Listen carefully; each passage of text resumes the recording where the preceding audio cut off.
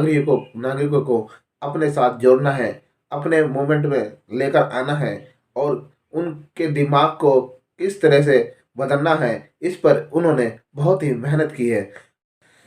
सभी साथियों को जय भीम, नमोबुद्धाय, जय भारत, जय संविधान।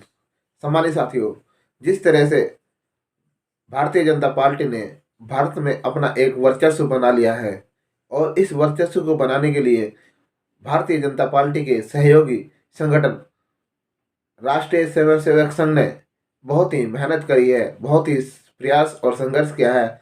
किस तरह से भारत के नागरिकों को अपने साथ जोड़ना है, अपने मूवमेंट में लेकर आना है और उनके दिमाग को किस तरह से बदलना है, इस पर उन्होंने बहुत ही मेहनत की है। साथियों, आरएसएस एक ऐसा संगठन है जो एक गैर राजनीतिक संगठन होने के बाद भी वह अपनी कार्यनीति को राजनीतिक के तौर पर पूरी करता है। साथियों, जिस आरएसएस ने जो है बामसेफ के माध्यम से चुनौती दी और आरएसएस बाबा साहब डॉक्टर भीमराव अम्बेडकर जी के समता सैनिक दल को आधार मानकर उसने आरएसएस बनाया, मगर आज हम देख सकते हैं कि बाबा साहब डॉक्टर भीमराव अम्बेडकर जी ने जो समता सैनिक दल बनाया था, वह समता सैनिक दल आज भी कहीं वर्चस्व में नहीं है। मगर इन ब्राह्मणवादी व्यवस्थाओं के लोगों ने आरएसएस संगठन को समता सैनिक दल से भी ज़्यादा मजबूत खड़ा कर दिया है और आज भारत के हर एक कोने में आरएसएस की शाखाएं चलती है, आरएसएस के यूनिट है और आरएसएस के संगठन चल रहे हैं।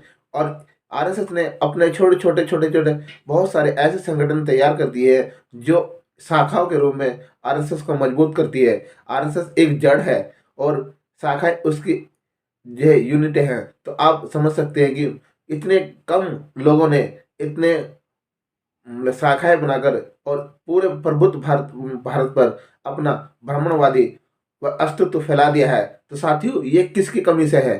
साथियों, ये सिर्फ बहुजन समाज की कमियों से है, क्योंकि बहुजन समाज बाबा साहब डॉक्टर भीमराव अम्बेडकर जी और अपने संत महापुरुषों का नाम तो लेता है, मगर कभी उनकी विचारधारा पर चलने का काम नहीं करता है। मगर जो व्यक्ति सबसे कम 15% या 3.5% के लोग हैं, वह लोग बाबा साहब को सबसे ज़्यादा पढ़ते हैं, बाबा साहब की आइडियोलॉजी पर विचार करते हैं और उस आइडियोलॉजी को विचार करने के बाद वह अपने समाज को, अपने ब्राह्मणवादी व्यवस्था को किस तरह से मजबूत करना है और इस बहुजन समाज को किस तरह से गुलाम बनाना है, किस तरह से उसको धार्मिक रूप से, मानसिक रूप से और आर्थिक रूप से कमजोर करना है, उस पर वह काम करता है। और आरएसएस एक ऐसा मूवमेंट है जो छोटे तबके से लेकर बड़े तबके तक को अपने साथ लेकर चलता है।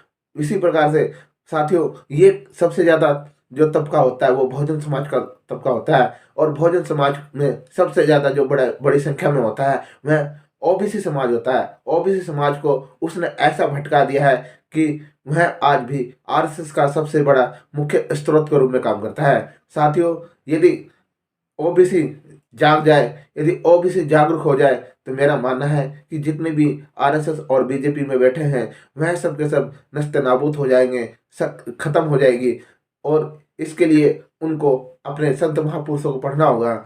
ओबीसी समाज के पास इतने महान संत रहे हैं कि यदि वह उनको एक को भी पढ़ लें तो मेरा मानना है कि आरएसएस जैसे संगठन में वह कभी जाने का नाम ही नहीं लेंगे। तो साथियों, यदि आपको वास्तव में बाबा साहब डॉक्टर भीमराव अम्बेडकर जी के विचारधारा को आगे बढ़ाने का काम करना है, उनकी सपने को साकार करना है, तो पहले खुद आप अपने आप को जागरूक करें। क्योंकि आज हम देख सकते हैं कि समता सैनिक दल के माध्यम से बोधिसत्व डॉक्टर बाबा साहब भीमराव अम्बेडकर जी ने जो काम किए थे वह काम हमारे ही लोगों ने खत्म कर दिए हैं।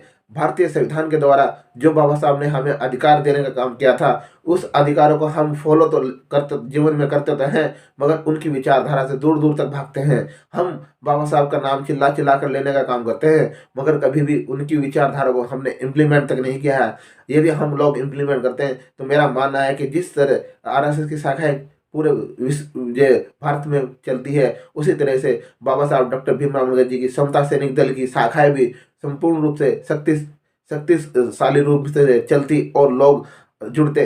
साथियों, हर एक घर से बहुजन समाज के समता सैनिक दल में एक सैनिक होता, मगर कहीं न कहीं हम लोग कमज़ोर आज भी है, कमज़ोर पहले भी रहे हैं और आने वाले समय में भी कमज़ोर रहेंगे। यदि हमने अपने संत महापुरुषों की विचारधारा को सही से पढ़ा नहीं होगा, सही से उनको जाना नहीं होगा, सही से उनको समझा नहीं होगा, तो साथियों मैं आपसे यही कहूँगा, जितने भी अपने बहुजन समाज के संगठन हैं, ज़्यादा से ज़्यादा अपने समाज को जागरूक करने का काम करें, ज़्यादा से ज़्यादा शिक्षा पर ज़्यादा पर ध्यान दें और अपने बच्चों को शिक्षित होने का के लिए प्रेरित करें। साथियों, सबसे ज़्यादा आप अपने सभी संत महापुरुषों को पढ़ें। सबसे ज़्यादा महत्वपूर्ण हमारे संत महापुरुषों की विचारधारा ये है। यदि हमने उनकी विचारधारा को सही से पढ़ लिया, इम्प्लीमेंट कर लिया, जीवन में ठान लिया, तो हमारा मानना है कि हम सारी ब्राह्मणवादी व्यवस्था को तोड़ सकते हैं, वर्ण व्यवस्था को तोड़ सकते हैं। जबकि आप देख सकते हैं कि हम ही उन लोगों को मजबूत करते हैं, चाहे वो धार्मिक रूप से हो, चाहे वह सांस्कृतिक रूप से हो, चाहे वह आर्थिक रूप से हो, चाहे वह राजनीतिक रूप से है। यदि हमने उनको छोड़ दिया, यदि हमने उनका साथ छोड़ दिया,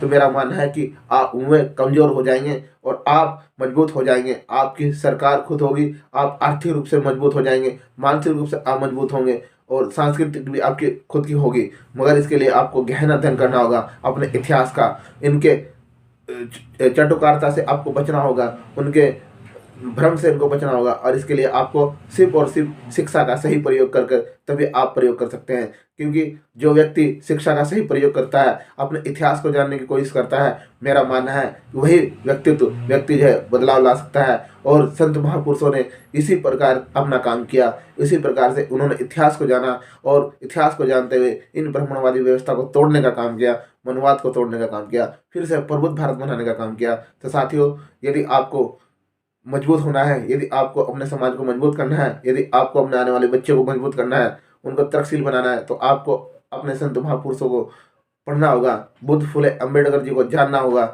जब तक आप इनको नहीं जानेंगे तब तक आप कभी भी जागरूक नहीं हो सकते और अंधभक्ति में लीन होकर आप आरएसएस और बीजेपी जैसी पार्टी को आप फिर से मजबूत कर अब भारत के अंदर प्रभुत्व बनाने का काम करेंगे और अपने ही अधिकारों का हनन करवाएंगे, अपने ही हक अधिकार छिनवाएंगे और आप फिर से जो है गुलाम बनने की परिस्थिति में पैदा कर देंगे। इसी के साथ मैं आपसे यही कहूँगा कि आप मेरे चैनल को ज़्यादा से ज़्यादा सब्सक्राइब करें और वीडियो को शेयर करें। साथ ही आप सबसे फिर से अगली वीडियो मिलेंगे। जय भीम, जय भारत, जय संविधान, जय हिंद।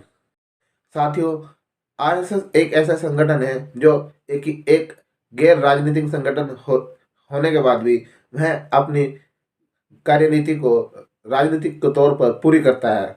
सबके